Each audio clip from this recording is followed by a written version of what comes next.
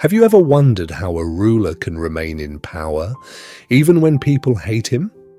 How can a leader survive scandals, rebellions, wars, betrayals, and even accusations of cruelty? Why do some governments collapse within months, while others survive for generations? 500 years ago, an Italian political thinker named Niccolò Machiavelli asked questions like these, and his answers shocked the world. He did not begin by asking what a perfect ruler should be. He asked something much more uncomfortable. What does a ruler actually have to do to survive? In 1513, Machiavelli wrote The Prince, a short political treatise that would become one of the most controversial books in history. It was not a book about kindness. It was not a guide to becoming morally pure. It was a cold examination of power. Machiavelli looked at history and noticed something disturbing. The rulers who behaved like saints did not always survive. The rulers who lied, manipulated, fought wars, broke promises, and sometimes used terrible violence often did. And so Machiavelli made a dangerous distinction. There was a difference between the morality of ordinary life and the necessities of political power. A private citizen might be praised for always keeping his promises, but a ruler lives in a world where enemies may not keep theirs. A private citizen might be admired for generosity, but a ruler who gives away too much may bankrupt his state. A private citizen might be expected to forgive, but a ruler who forgives every rebellion may invite the next one. And this is where The Prince begins its journey into the darkest corners of politics. But before we enter Machiavelli's world, if you enjoy stories that help you understand history, philosophy, psychology, and the ideas that shaped our world, consider subscribing to Caterpillar and leave a comment telling me this. Would you rather live under a ruler who is loved or one who is feared? And stay until the end. Because Machiavelli's most important lesson is not simply about how to gain power, it is about why power is so difficult to keep. So tonight, let us enter Renaissance Italy and step into the mind of Machiavelli. Imagine that you are a prince. You have just conquered a new territory. The people living there did not choose you. They may see you as an outsider, an invader, a foreign ruler who has arrived with an army and taken control of their home. Now, you face the most difficult question of all. How do you keep the territory? Machiavelli's answer is surprisingly practical. If possible, move there yourself. By living among the people, you can see problems before they become rebellions. You can understand local politics. You can respond quickly when something goes wrong.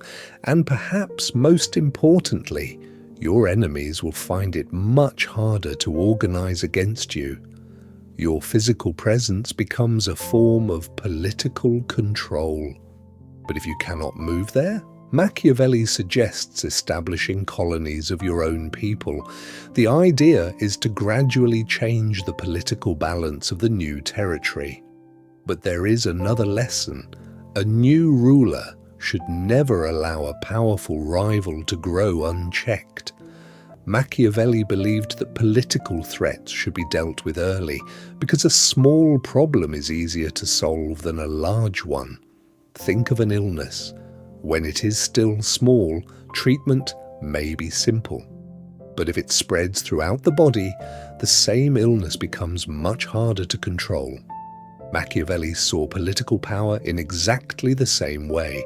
A rival who seems harmless today may become dangerous tomorrow. And so the ruler must constantly watch the balance of power. This is why Machiavelli admired the ancient Romans.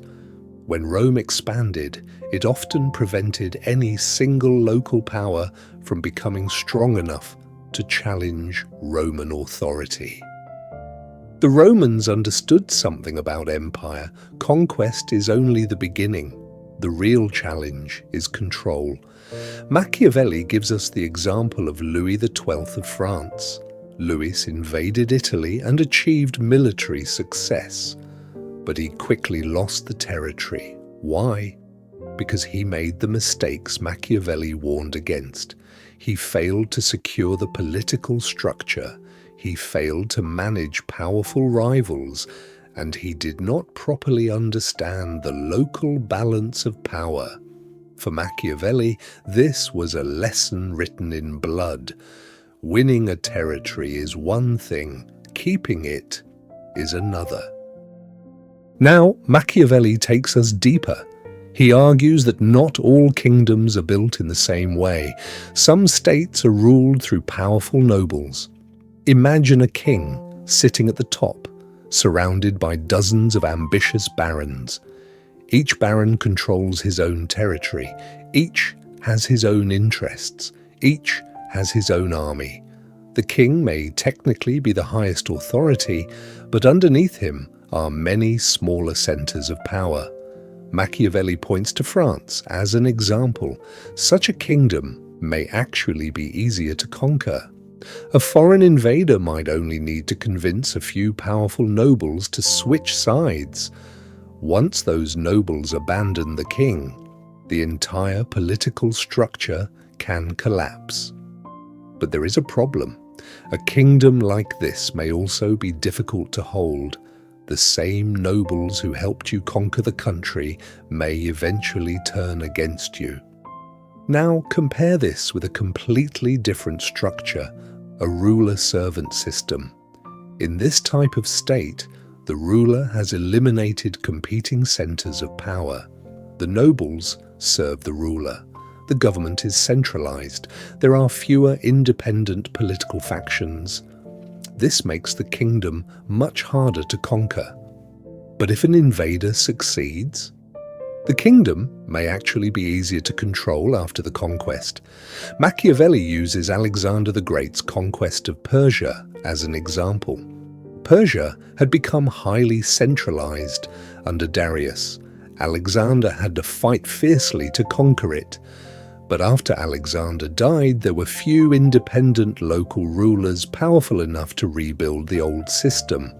So the Macedonians were able to maintain control.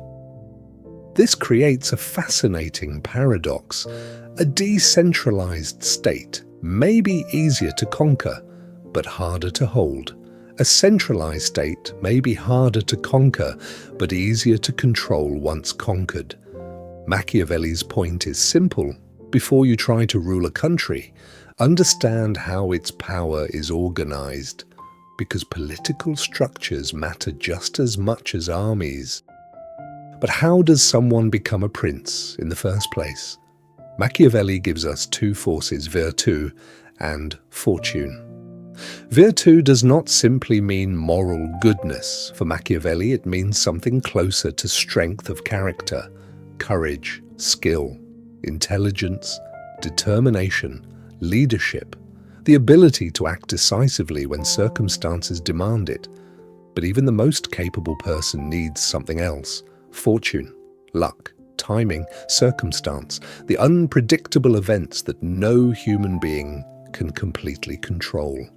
Consider Romulus. According to legend, Romulus became the founder of Rome. But his life was shaped by circumstances he did not choose. He was abandoned as a child, raised away from his original home, and eventually found himself in a position to create a new city. Without those circumstances, his talents might never have mattered. This is the relationship between virtue and fortune.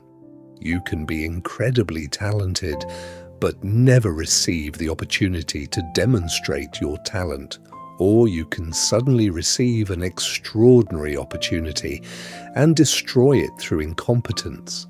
Imagine someone becoming ruler because a powerful patron suddenly supports them. At first, fortune has given them everything, but now comes the difficult part. They must build their own foundation, they must secure their position, they must create institutions, they must gain loyal supporters, they must develop their own strength, because borrowed power is fragile power. And this is one of Machiavelli's deepest ideas. Fortune may open the door, but only your own ability can keep you inside. Now, we reach one of the darkest parts of The Prince. Can a person become a ruler through wickedness? Machiavelli's answer is brutally honest. Yes. History, he argues, contains rulers who gained power through violence, deception, and betrayal. He tells the story of Agathocles of Syracuse. Agathocles was not born into royalty. He came from a humble background, yet he eventually seized power. His path involved extraordinary violence. He eliminated his political opponents and became ruler. Machiavelli does not call this behavior virtuous, but he does distinguish between morality and effectiveness. A ruler may be a terrible person and still be politically successful. This is uncomfortable, because Machiavelli is not asking us to admire Agathocles, he is asking us to understand how power sometimes works. And then he makes an even more disturbing observation. If cruelty is used politically, Machiavelli argues, it must be controlled. He distinguishes between cruelty that is concentrated and cruelty that continues endlessly. A sudden act of violence may shock a population, but if the violence then stops, people may eventually return to ordinary life. Constant, unpredictable cruelty is different. It creates permanent fear. It creates resentment. It creates hatred, and hatred is dangerous. This is why Machiavelli repeatedly returns to one central idea. A ruler must understand the difference between being feared and being hated. Fear can sometimes strengthen authority. Hatred destroys it. And this leads us to one of the most famous arguments in the entire book. If you could choose only one, would you rather be loved by your people or feared by them? Machiavelli famously argues that if a ruler cannot be both, it is safer to be feared. Why? Because love depends on loyalty, and loyalty can change. People may promise to support you when times are good, but when circumstances change, their promises may disappear. Fear, on the other hand, is based on consequences. If people believe that breaking the law will bring punishment, they may obey even when affection disappears. But there is a boundary. A ruler should avoid becoming hated, because hatred can unite people against you. And so Machiavelli offers a strange formula. The ideal ruler is not necessarily loved, but neither should he be hated. He should be respected. His power should be understood. His punishments should be predictable, and his subjects should feel that their lives, property, and families are safe. Machiavelli argues that a ruler should be especially careful about taking people's property, because people may forgive the loss of almost anything, but they rarely forget the loss of what they believe belongs to them. This is where the famous idea of the lion and the fox appears. A prince needs to be both. The lion represents strength. The fox represents cleverness. Strength allows you to defeat enemies, but strength alone cannot protect you from traps. The fox understands deception, the lion understands force, and Machiavelli believes the successful ruler must understand both. Imagine a ruler who always keeps his promises. Sounds admirable, doesn't it? But Machiavelli asks us to imagine a different world. What if your enemies never keep theirs? What if every agreement is simply a temporary tool? What if your opponents use your honesty against you? Machiavelli argues that a successful ruler must sometimes know when to abandon a promise, not because deception is morally good, but because politics is full of people who act according to their own interests. The ruler, therefore, must learn to recognize when circumstances have changed. But there is a catch. The ruler should not appear dishonest. In fact, Machiavelli argues that appearances are enormously important. A prince should appear trustworthy, merciful, religious, honest, compassionate. The public image of a ruler can be almost as powerful as the ruler's actual behavior. And here Machiavelli reveals another uncomfortable truth. Politics is partly a theatre. People cannot always see your intentions, they see your actions, they hear your speeches, they watch your ceremonies, they judge your image. And therefore, what people believe about a ruler can be just as important as what the ruler actually does. But Machiavelli makes one important distinction. When dealing with foreign powers and alliances, indecision can be extremely dangerous. If two rival powers are fighting, a ruler may be tempted to wait, to remain neutral, to see who wins. But Machiavelli warns that this can leave you isolated. A stronger ruler may eventually ask, "Why were you not my ally?" So the prince must understand when neutrality is wise and when it is dangerous. The fox knows when to hide. The lion knows when to roar. The greatest political skill is knowing which one to become. Now we come to one of Machiavelli's strongest beliefs. A ruler who does not understand war cannot remain a ruler for long. For Machiavelli, military strength is not something to study only when war begins. It is a permanent responsibility. During peace, the prince should prepare for war. He should study geography. He should understand the landscape. He should know where armies can move, where they can be stopped, where cities can be defended, where enemies might attack. Even hunting can become a form of military education. A ruler should learn to read the land. But Machiavelli also recommends studying history. The greatest commanders of the past become teachers. Alexander studied Achilles. Caesar studied Alexander. The lesson is simple. You do not have to invent every strategy yourself. History is full of experiments. Some succeeded, others failed catastrophically. If you study them, you inherit their lessons. But for Machiavelli, the importance of military power goes beyond war. A state needs laws, it needs institutions, it needs justice. But all of these depend, ultimately, on the ability of the state to defend itself. Without security, institutions become vulnerable. Without defense, laws may become meaningless. And this is why Machiavelli sees military preparedness as the foundation of political independence. A ruler may love peace, but peace is safest when you are prepared for war. Machiavelli strongly distrusts mercenary armies. Why? Because mercenaries fight for money, not necessarily for their homeland, not necessarily for their ruler, and certainly not always for their lives. If the battle becomes too dangerous, what reason do they have to die? They can simply leave.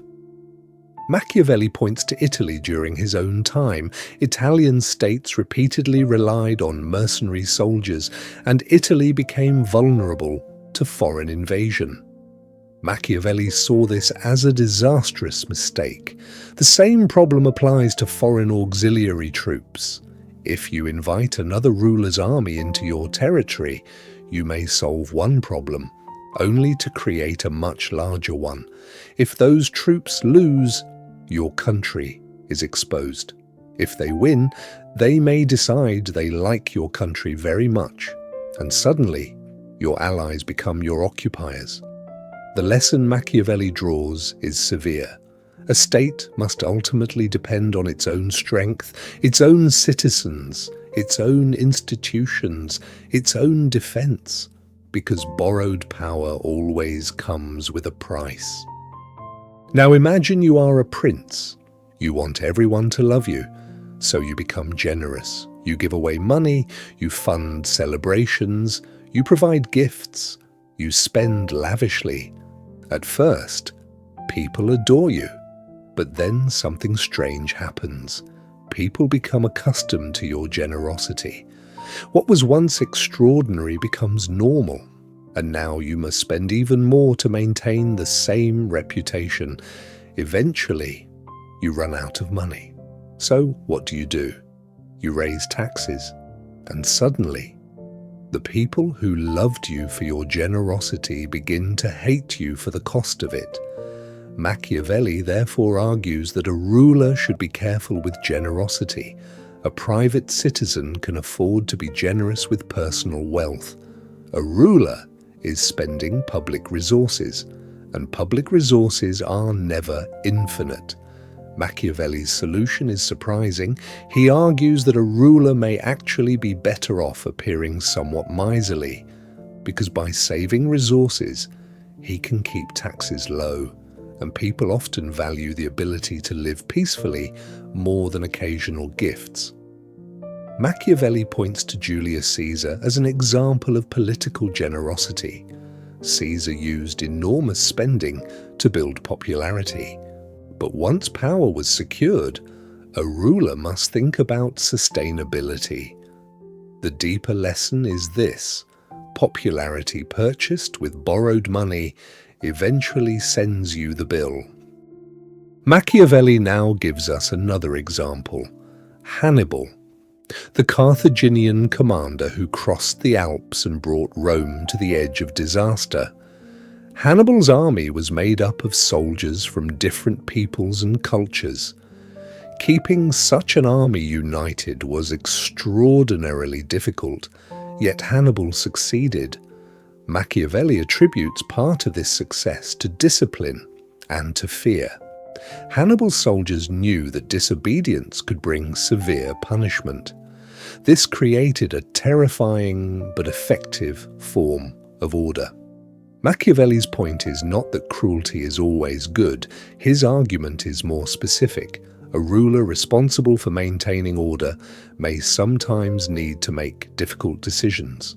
Mercy without discipline can become weakness, but cruelty without limits becomes hatred, and hatred is politically dangerous. So the prince must walk a narrow path: fear without hatred, authority without chaos, strength without unnecessary destruction. The ruler who punishes innocent people, steals property, or constantly humiliates his subjects, creates enemies everywhere. But the ruler who establishes clear rules and predictable consequences may create stability. This is Machiavelli's cold logic. The goal of political power is not to be morally perfect. The goal is to maintain the state. And that is precisely why the book remains so controversial. No ruler can know everything. Even the most intelligent prince needs advisors. But Machiavelli believes the quality of those advisors reveals the quality of the ruler. A wise prince chooses people who understand what he does not. But then comes the difficult part. How do you know whether your advisors are telling you the truth? If advisors are afraid of punishment, they will flatter you. They will tell you what you want to hear. They will hide bad news. And a ruler surrounded by flattering advisors is living inside a dangerous illusion. Machiavelli therefore advises the prince to create a system where honest advice is possible. but there must also be boundaries. If everyone can approach the ruler at any moment and offer opinions whenever they wish, the ruler may lose control. So Machiavelli recommends something more disciplined. The prince should decide when advice is needed. Then he should listen carefully. After hearing everyone, the final decision must belong to him. A strong ruler is not someone who knows everything. A strong ruler knows what he does not know and knows whom to ask. But once the advice has been given, the responsibility remains his. At this point, you might think Machiavelli's entire philosophy is hopeless. Perhaps everything is controlled by fate. Perhaps rulers succeed only because they are lucky. But Machiavelli disagrees. He believes that fortune controls part of our lives, but not all of them. Imagine a river. For years it flows peacefully. The water nourishes the fields. The land becomes fertile. People build their homes nearby. Everything seems safe. But then, one year, the river floods. The same water that once gave life now destroys everything. A wise ruler prepares before the flood arrives. He builds defenses. He strengthens institutions. He prepares for disaster while times are still good. This is Machiavelli's metaphor for fortune. When life is going well, do not assume it will always remain that way. Prepare for the moment when circumstances change, because fortune is unpredictable. But Machiavelli also knows something else. You cannot prepare for everything. No one can predict every disaster. No ruler can foresee every betrayal. No human being can control every event. And so sometimes you must act. You must take risks. You must move before everyone else is ready. You must seize opportunities before they disappear. Machiavelli points to Pope Julius II. When he wanted to attack Bologna, he acted quickly. His opponents had little time to organize against him. His boldness became an advantage. And this leads to one of the most important ideas in The Prince. Sometimes, waiting for perfect certainty is itself a mistake. Machiavelli believes that fortune often rewards boldness. The cautious person waits, he calculates, he worries, he asks for more information. The bold person acts, and sometimes the world changes before the cautious person has finished deciding. This does not mean Machiavelli believes every reckless action will succeed. Rather, he recognizes that political life is uncertain. When the future cannot be predicted, decisiveness can become a form of power. The ruler who always waits for certainty may discover that certainty never arrives, and by the time he finally acts, the opportunity is gone. Machiavelli uses a striking metaphor. He compares fortune to a force that must be confronted rather than endlessly feared. His language is aggressive, even provocative, but beneath it is a practical lesson. You cannot control everything that happens to you, but you can control how you respond. When fortune changes, adapt. When opportunity appears, act. When danger approaches, prepare. The ruler who survives is not necessarily the person who predicts the future perfectly. It is often the person who can adapt quickly when the future refuses to behave as expected. And now, after everything we have explored, we arrive at the central question. What was Machiavelli really trying to teach? Was he telling rulers to become cruel? Was he celebrating deception? Was he encouraging tyranny? The answer is more complicated. The Prince is not a simple celebration of evil, it is an examination of political reality. Machiavelli looked at history and saw that power was often maintained by people who did not follow ordinary moral rules. He wanted to understand why. He wanted to know what made states survive.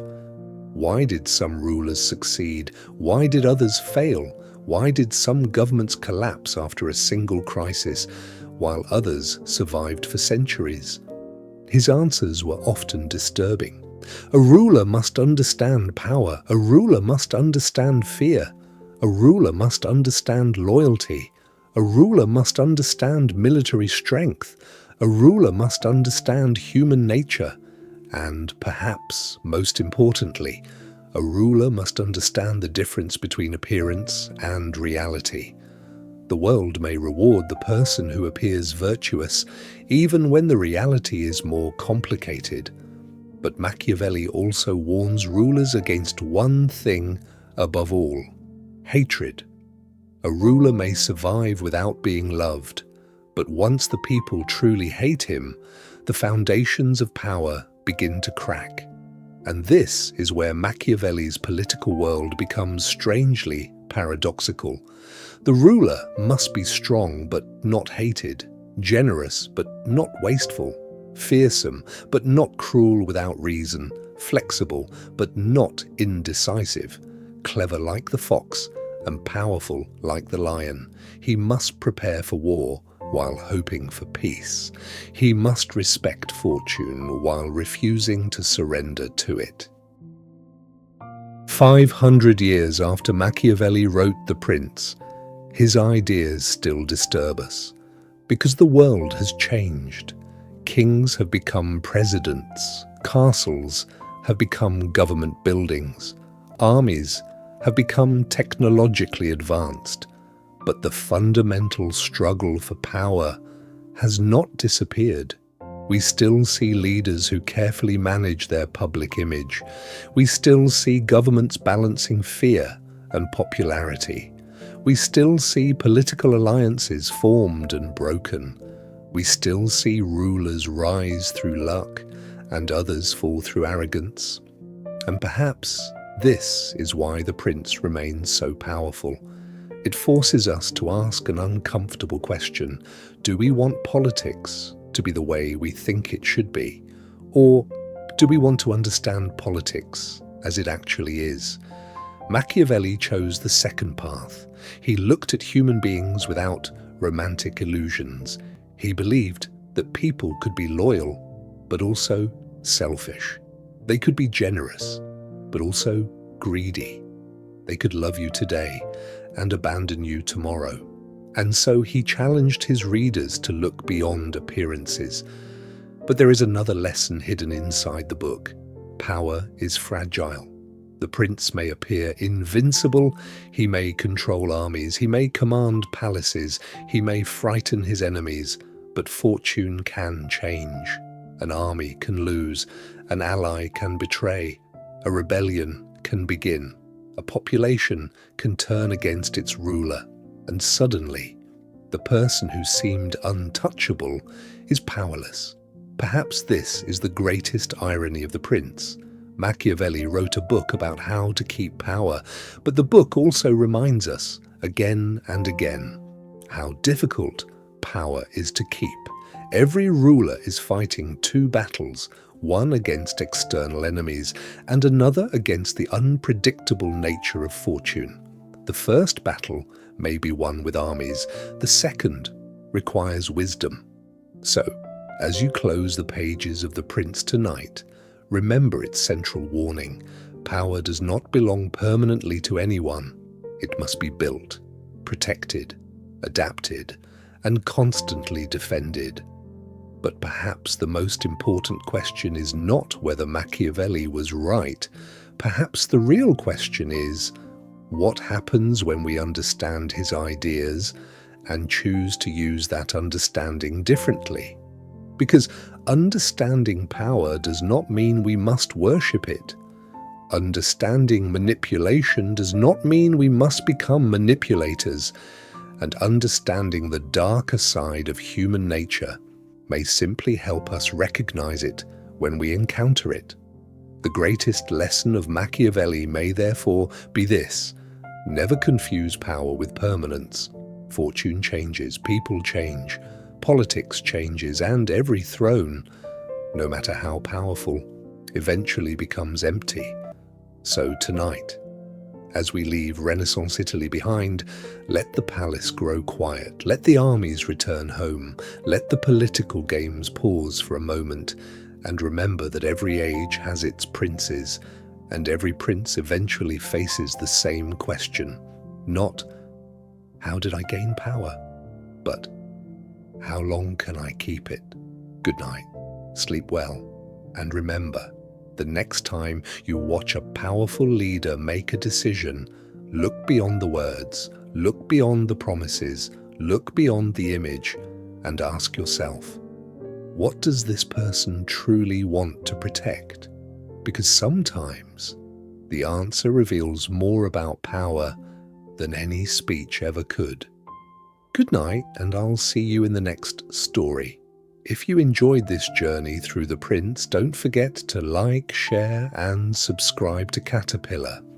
And remember, if you don't subscribe now, you may not find this channel the next time you come looking for another story. Good night.